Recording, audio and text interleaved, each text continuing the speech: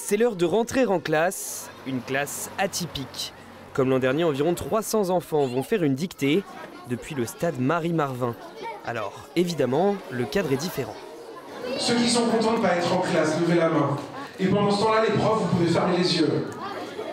Et tous se prêtent à l'exercice sans rechigner. L'idée, c'est de montrer que la dictée, en fait, qui est souvent vue comme une corvée ou comme quelque chose d'un petit peu ennuyeux par les élèves, voire parfois comme un traumatisme, eh bien, en fait, on peut s'amuser avec et on peut le faire de façon un petit peu dédramatisée, sans la sanction de la note. Malgré tout, il faut le faire à fond, alors rater un mot ou une phrase, ça met en rogne. Bon, obscurité, point. Non, c'est pas bon. Alors...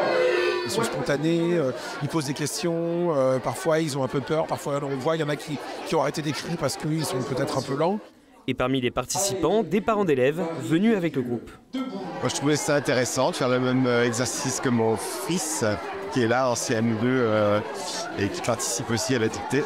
J'ai trouvé assez facile, mais il y a quelques pièges quand même. C'est un participe passé, point d'exclamation. Et alors, qu'en ont pensé les élèves de cette dictée ? J'ai trouvé ça pas très long. Je trouvais que le porte-main, ça faisait un peu comme les grandes personnes aussi.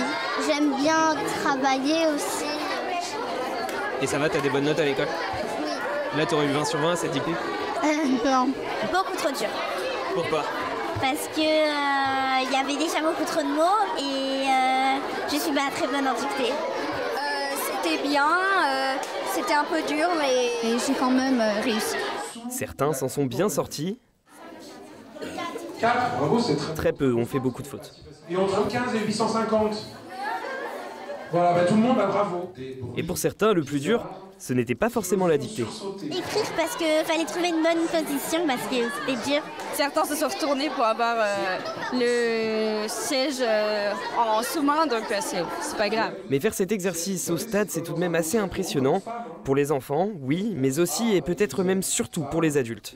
C'est un lieu qui est assez magique pour les enfants, sans doute. Et c'est un petit peu solennel, donc ça met en condition. Je pense que ça change, et puis le stade c'est attrayant pour des élèves, donc ça change. Après, trouver ça particulier, pourquoi on va au stade faire une dictée, donc on a relié ça aussi à la visite du stade, un petit peu pour motiver certains qui sont moins motivés pour les dictées, et donc je trouve que c'était pas mal. Ça permet aussi un lien entre, le sport physique et puis le sport cérébral que constitue la dictée. Donc ça vous plaît ? Donc ça me plaît, même si moi je suis un petit peu plus sportif cérébral que sportif physique. Après l'activité cérébrale, les élèves ont pu visiter les arcanes du stade Marie-Marvin.